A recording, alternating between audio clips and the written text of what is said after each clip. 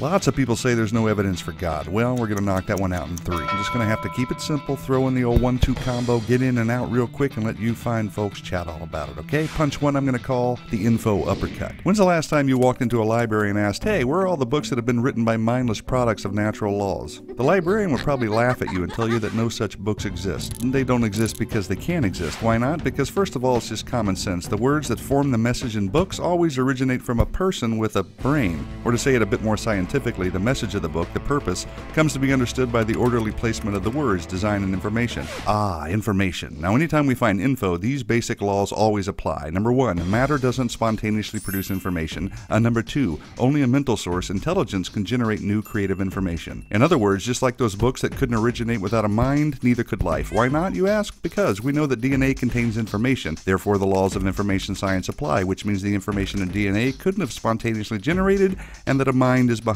the information. Period. No exceptions. Look at it this way. The simplest life form we know of is an amoeba, and it contains as much information in its DNA as 1,000 complete sets of Encyclopedia Britannica. So, are we to believe that there's no way a message in a library book could spontaneously generate, but far more complicated messages in DNA that contain 1,000 times more information could have?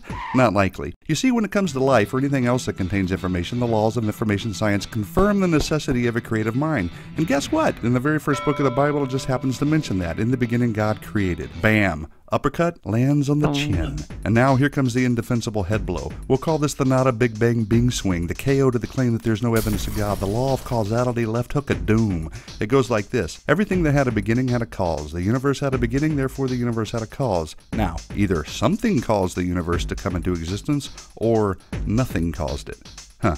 I might not be the smartest guy behind the telescope, but honest, practical, everyday thinking's going to lead me to the former. You have to work pretty hard to conjure up a way that nothing did it. You see, it's pretty improbable, nigh impossible, to account for design, information, and cause if the universe just exploded from nothing. Smack! And while we're on the topic, where did the matter come from that exploded? Are we really to believe that there was nothing and then it exploded, and now the exploded nothing is something, and we just happen to be smart enough to discover and understand the very laws that prove the opposite? And if the general understanding of the law of cause and effect is true, how can matter come from a lesser cause like nothing? I mean, come on.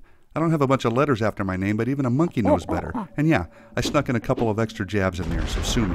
Now for some parting words from our sponsor, the Bible. It tells us in Romans 1:20 that since the creation of the world, God's invisible attributes are clearly seen, being understood by the things that are made, even his eternal power and Godhead, so they are without excuse. It also says that people actually know the truth, but they reject it, which explains why even though there's overwhelming evidence that there is a God, evidence won't convince the unwilling. Sad but true. So there you have it. With just a couple of meaningful blows, the claim that there is no evidence for God is down for the count, mi amigos. In other words, it's been debunked. Adios.